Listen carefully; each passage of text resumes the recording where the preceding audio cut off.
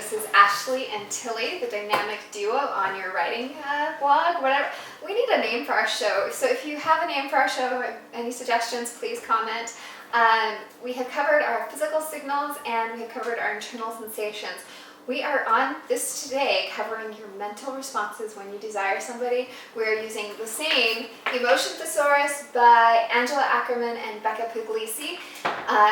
Buy it. We're only going to do a few chapters out of this, and if you want to be a fantastic writer, you need the whole thing. Okay, so do you want to get us started off, Miss Amazing Tilly? Sure. Okay. All right, so we got mental responses. Preoccupied with the object's scent. I absolutely get that. Oh yeah. Especially if the guy leaves his jacket or something with me and it smells like him, I'll sleep with it if I'm really into him. If he gives me his jacket and I'm not that into him, it's like, this is just cluttering at my house. And I'll wash it and give it back to him immediately. For sure. And it's interesting that people, we were actually talking about this one day when I was saying what kind of smells I like. And you had a totally different response for that. So what kind of smells do you like? I like it when a guy smells like he's been in the sun all day. I hate cologne. I cannot stand it when a guy wears cologne. It's one of just grosses me out.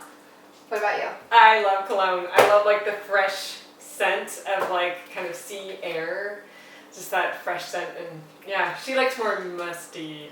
I like dirt, the smell of dirt and hay and horses, and I don't know, I just really like the smell of a hardworking guy. I love his sweat. I love his she said, earthiness. I love the smell of when a guy's been out hiking in the woods and he comes back. Oh, it just drives me wild. Yeah, I actually really like the smell of fire. I always like that smell. When a guy smells like campfire. Oh my gosh. I love campfire smell. It's a great smell. Yeah, but cigarette smell, not so much. No. It smells completely different to me. Yeah. Definitely. I actually had an uncle who smoked a pipe, but it was a sweet smell, and I loved that smell actually. But I have to admit, I miss the scent of Art, and he always smelled like a certain brand of cigarettes, Camel cigarettes, and I miss that since he's dead. So so it can be a different smells smells can really trigger memories. So absolutely. Yeah, awesome. So here we go. Focusing on the object's most desirable qualities. Don't we all do that? It's you forget everything else, right? It's but you remember their desirable qualities. I used to be like that. I used to everything a guy did wrong, I would just completely forget, and everything else as a naive person. But I think if you're writing for the divorced genre, somebody who's divorced and finding love again, we actually do look for faults. We have a different way of viewing the world than we ever have before. And so you the last 30 or so guys I've been out with, I've definitely noticed their faults and why we aren't compatible. And it's hard because those things I used to never see them at all. That's interesting. I actually have an example of a book that's like that with a girl who's divorced. It's called Midnight in Austenland. And while she's going through her things, she does have a little memory flashbacks from her old husband that kind of makes her realize that this person that she's currently liking is a lot better. So Midnight in Austenland by Shannon Hale. So yeah, I think especially when you're writing for the teen genre, teens tend to not notice the flaws in their crushes. Yeah, that's true. They tend to idolize them as gods, which is why Twilight was very much a teen genre thing. Despite the fact that it was all abusive and stuff. So tuning out distractions, okay. Messy is a little distraction right now. Tuning out distractions in order to fixate on the object. This is Messy, by the way, in case you couldn't see her, because she was down there. She was down there licking me, and I'm okay. She was non-stop licking me. Yes. So turning out distractions in order to fixate on the object of want.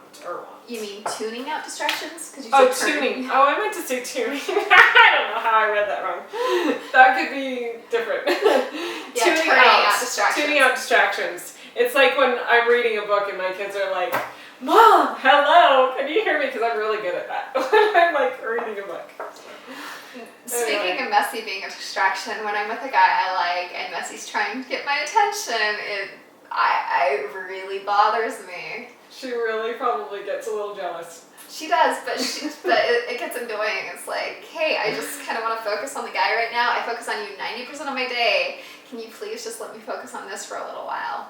It's funny because she knows when I'm working not to bug me. Like if I'm working on my computer and stuff, she's just fine. But like I'm doing stocks, I'm researching, I'm writing, whatever, she's just lays beside me, doesn't need attention. If I'm with a guy and we're trying to make out, she'll come up right between us and start licking our faces. It's She's like, I went out in this action. I tell her, that's so funny. yeah, so that's something you can use in your thing, these little funny things that are distractions and how you tune them out. Like what do you do when a dog comes up and starts licking your face in the middle of making out? Yeah. That How could do be you a fun how do role. your characters deal with it? Yes, for sure. Okay. So where are we here? So we got the tuning out distractions. So how are you good at tuning out messy? That was pretty funny. I have to like take her and go and sit her somewhere and tell her to stay. It only works for about 5 minutes, and then she's back there again, and then I like scoot her over and I'm like, stay. Okay, you can be over here, but you have to stay right here. And eventually she gets the idea. That's the same with my dog. I'm like, but I'm folding laundry, and she decides that is just the pile to lay on, and that, I'm doing it, and she wants to come right up like, oh, it's hard to pet me, not fold laundry. So that's kind of funny. So the distractions, and then a desire to erase all distance. Yeah. It's like, you could be a close talker, That's right? a physical thing. Yeah. That was in our physical. Mental responses is what it's saying here, but interesting, you're right. A desire to erase all distance, and I think that might be in your communication. You might. Oh want yeah, you might desire it in your mind, but you're not actually doing it, or. No, I mean like you might want to communicate and get to know them, like erase the distances and like the differences between you, the mental walls and emotional walls. Oh yeah, that totally makes sense. Yeah, I don't think that's just a desire to erase physical distance because that's Yeah, that makes sense. I So- need. to get to know somebody. Sure, that's great. That's a great point. I need to touch and explore. That's another physical one. Yeah, interesting. That was also in our internal sensations. Okay, so I think for a need to touch and explore, like a need to touch their mind maybe, their ideas, to influence them. I know when I like somebody, for instance, there's a guy that I do like, but his political views are completely, in my opinion, asinine. Because he's very much a socialist type of person, like a very commie, and I'm just like, but, and I'm not even gonna try. It's like, I know you're stubborn, I know you're all these things now, and so, like, I've known the person, forever, and, yeah, I'm just like, I'm sorry, like, I get we're not compatible, and your political beliefs are one of the reasons. It's frustrating. Yeah, political beliefs is kind of important, so. So I do try to touch his mind, but, just by sharing stuff, and if he argues with it, I just ignore it. Daydreaming or fantasizing about the object. Yeah. Every single time I lay down and I go to bed, I admit I do think about past relationships, guys that I've liked. If I had a current interest that was greater than those, I'd probably be focusing on that, but I don't know. Like, as much as there are guys that I like, I always go to my favorite person. What about you? Yeah, I think the daydreaming thing, when you're really, like, that first love and stuff, you get distracted. You're, like, trying to work and you're thinking about them. So, yeah, it does happen. Yeah, I think I have to really like a guy, though, for him to take over my current fantasy. Which, right now, I have this fantasy where I actually have the power to build the perfect man, and that's due to the fact that I'm going through a divorce. That could make a really good book somehow, where you can have that power of, like, being able to Build the perfect man, yeah. Exact. Yeah. For me, it's given to me by aliens or something in my dream. But That's great. I totally such want a to read weirdo. that book. Oh, That thanks. sounds like fun. Yeah. So, yeah. Because I'm trying to figure out exactly what it is that I want, and that's why I'm doing this fantasy, is because sometimes it's hard to know what you want. I mean, I know what I don't want, but finding out what you really need, I know I need somebody who listens and things, so it's hard. I don't know. A determination to have or own. That's interesting. We know, yeah. Impatience. Determination to have or own is abuse. So if you're writing a very screwed up novel for adults, it's perfectly fine to do that. However, as in Twilight, I would say don't write that for teens. I would take a strong stance in saying that that is definitely for new adults and for the older. Like, because no one really can genres. own anyone else. Well, they sure They as hell might shouldn't. try. I read this book called Raven's Deep, and it's an entirely screwed up relationship, and I absolutely love the book. It uses hypnagogic language. I would not suggest it for new adult. I would definitely suggest it for very much adults. It's about this guy this vampire who turns a girl into a murderer and killer and all these other things.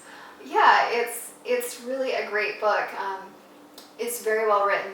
The book starts out with a haunting, and it's very gothic, and it isn't written for polite society. It's a very dark book. And I think some of those can be the greatest books because so few people want to delve into the dark side of human nature and want to actually write that as their main character.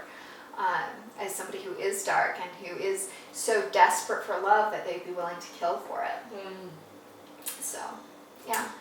So, impatience. Yeah. Impatient to see somebody, absolutely. Yeah. I get so impatient when I like somebody for them to call, text, come over, Yes. see them again. Can't wait. Yes, exactly. Absolutely. Oh, Were let's you yelling at her puppy? Okay, so a loss of inhibitions. Messy, alto. A loss of inhibitions.